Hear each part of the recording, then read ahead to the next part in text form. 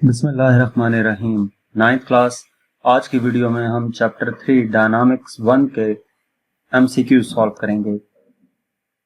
इसमें first MCQs है, inertia of a body is related to which of the following quantities. ये जो हमें 4 क्वांटिटीज दी गई हैं, इनमें से इनर्शिया किस क्वांटिटी के साथ रिलेट कर रहा होता है। मजीद किसी भी बुक की किसी भी एक्सरसाइज का सलूशन देखने के लिए आप हमारा चैनल सब्सक्राइब करें।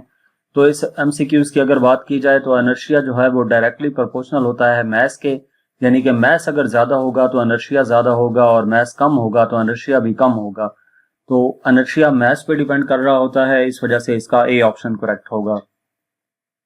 सेकंड MCQs है, a force of 5 newton is applied to a body weighing 10 newton, its acceleration in metre per second square is. एक फोर्स है 5 न्यूटन की, वो अप्लाई की गई है बॉडी पे जिसका वेट 10 न्यूटन है, तो उस बॉडी का एक्सेलरेशन कितना होगा। तो अगर हम इसको, ये न्यूमेरिकल टाइप है, बेसिकली फोर्स हमारे पास है 5 न्यूटन है, वेट W 10 न्यूटन है, एक्सेलरेशन कैलकुलेट करना है। तो एक्सेलरेशन कैलकुलेट करने के लिए हम Newton second law of motion use करेंगे, F = ma। जहां से मैस की वैल्यू हमारे पास डायरेक्ट नहीं गिवन, वो हम इस वेट की मदद से कैलकुलेट करेंगे। वेट W इक्वल होता है mg के, तो m इक्वल होना चाहिए W/g के। यहां से m की जगह पे W/g लिख दिया। तो जो वैल्यूज हमें दी गई हैं वो इसमें पुट की। फोर्स 5 है, वेट 10 है, g की वैल्यू ग्रेविटेशनल एक्सेलरेशन है अप्रोक्सीमेटली इक्वल होता है 10 के इंटू a, तो ये a = 5 आ जाता है। इसका ऑप्शन मतलब है कि C ऑप्शन जो है ये करेक्ट होगा। नेक्स्ट MCQs नंबर 3 है, SI unit of linear momentum is. Linear momentum का जो SI यूनिट है वो क्या होगा। तो मोमेंटम का किसी भी क्वांटिटी का यूनिट आप उसके यूनिट से किसी भी क्वांटिटी का यूनिट आप उसके फार्मूले से कैलकुलेट कर सकते हैं। तो यहाँ पे लीनियर मोमेंटम की बात की गई है। लीनियर मोमेंटम का फार्मूला P = mv होता है।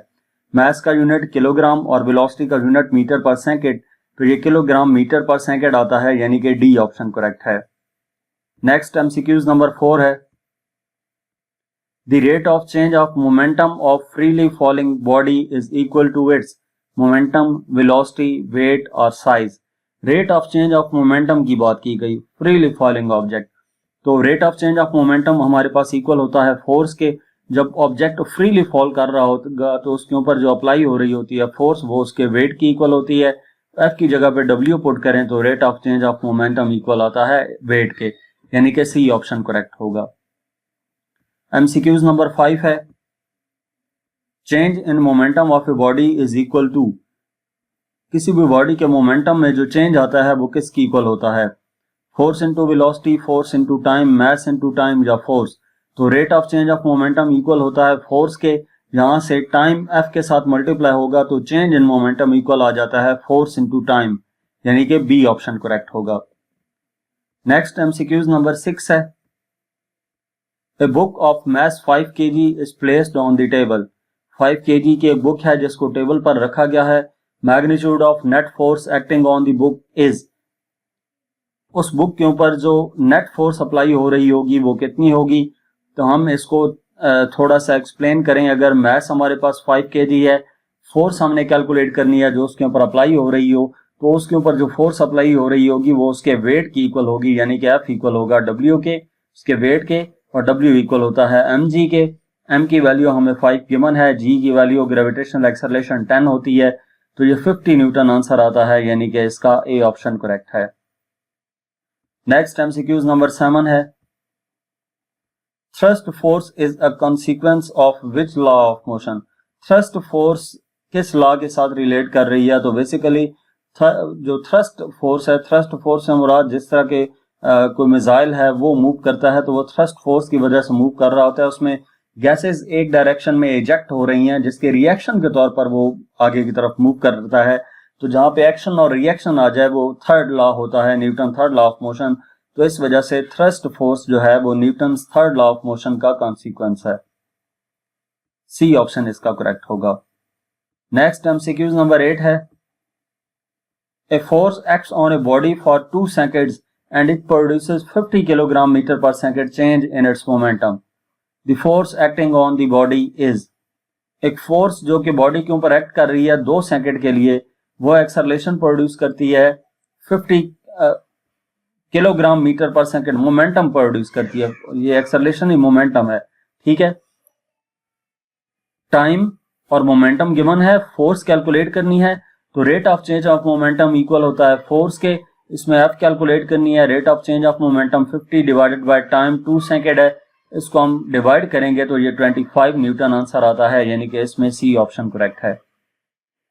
नेक्स्ट एमसीक्यूज नंबर 9 है, at the fair ground the force that balances your weight is. Fair ground पे कौन सी फोर्स वेट को बैलेंस कर रही होती है? तो फेयर ग्राउंड से मुराद हमारे पास ये झूला है जिसमें कि ऑब्जेक्ट जो है वो मूव कर रहा होता है सर्कुलर मोशन में, ठीक है। जब वो सर्कुलर मोशन में मूव कर रहा है तो उसका सेंट्रीपिटल एक्सेलरेशन इनवर्ड होता है, ठीक है।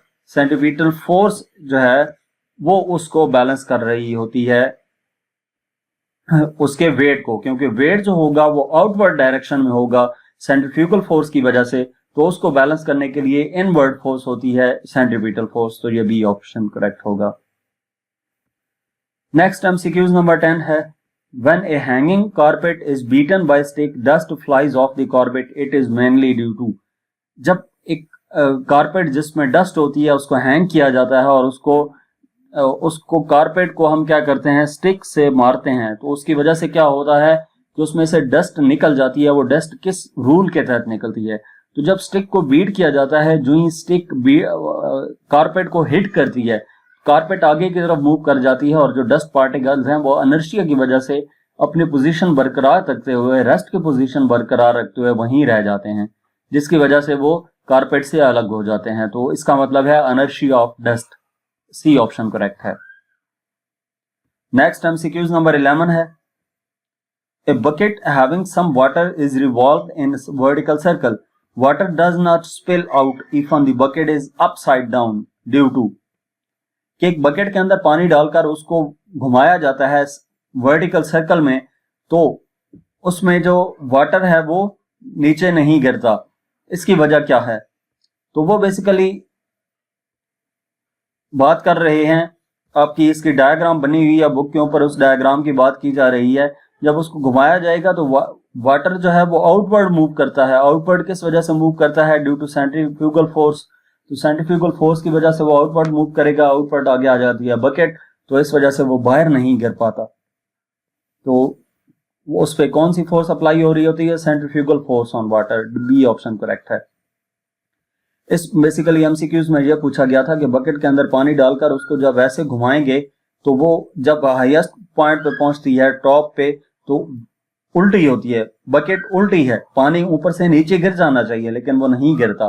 तो बेसिकली उस पे सेंट्रीफ्यूगल फोर्स अप्लाई हो रही होती है जिसकी वजह से वो नहीं गिरता।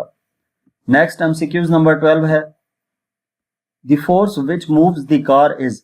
जो फोर्स कार को मूव करती है वो कौन सी फोर्स है?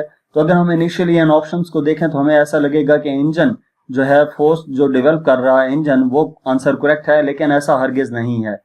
अगर इंजन को स्टार्ट कर भी दिया जाए और रोड और टायर के दरमियान में फोर्स ऑफ फ्रिक्शन मौजूद ना हो तो कार मूव नहीं करेगी। तो इसका मतलब यह है force of friction between road and tyre necessary condition है, वो फोर्स है जिसकी वजह से कार मूव करेगी। अगर ये फोर्स ऑफ फ्रिक्शन मौजूद नहीं होगी तो कार मूव नहीं करेगी। तो इसका बी ऑप्शन करेक्ट है। नेक्स्ट एमसीक्यूज नंबर 13 है, newton per kg is equal to. Newton per kg किसकी इक्वल होता है? तो न्यूटन हमारे पास kilogram metre per second square की इक्वल होता है। न्यूटन की जगह पे kilogram metre per second square लिखा और per kilogram as it is आ गया। किलोग्राम की पावर -1 है और +1 है, ये आपस में कैंसिल हो जाएंगे तो मीटर पर सेकंड स्क्वायर रह जाएगा, यानी कि बी ऑप्शन करेक्ट है। नेक्स्ट एमसीक्यूज नंबर 14 है, an object of mass 1 kg placed at earth's surface experiences a force of। एक ऑब्जेक्ट जिसका मास 1 kg है उसको अर्थ की सरफेस पे रखा गया है, तो उसके ऊपर कितनी फोर्स अप्लाई हो रही है? मास 1 kg गिवन है, फोर्स कैलकुलेट करनी है, तो फोर्स उसके वेट की इक्वल होगी। वो जो वैल्यूज पुट की तो 9.8 न्यूटन आता है, यानी कि बी ऑप्शन करेक्ट है इसका। इसके बाद लास्ट एमसीक्यूज है, net force on the body falling in air with uniform velocity is equal to. Net force जो बॉडी के ऊपर अप्लाई हो रही होती है जबकि बॉडी जो है वो यूनिफॉर्म वेलोसिटी के साथ नीचे गिर रहा हो तो वो फोर्स कितनी होगी। तो बेसिकली जब कोई बॉडी मूव करता है यूनिफॉर्म वेलोसिटी के साथ तो उसका एक्सेलरेशन बॉडी का 0 हो जाता है। ठीक है, एक्सेलरेशन 0 हो जाएगा तो यानी कि नेट फोर्स उसके ऊपर 0 हो जाएगी। तो ये सी ऑप्शन करेक्ट है। जहां तक हमारे पास इस चैप्टर के एमसीक्यूज थे, मजीद किसी भी चैप्टर की एक्सरसाइज का सोल्यूशन देखने के लिए आप हमारा चैनल विजिट करें। इसके अलावा अगर आप किसी भी सब्जेक्ट की ऑनलाइन या होम ट्यूशन पढ़ना चाहते हैं तो हमसे व्हाट्सएप पे कांटेक्ट कर सकते हैं। Thank you.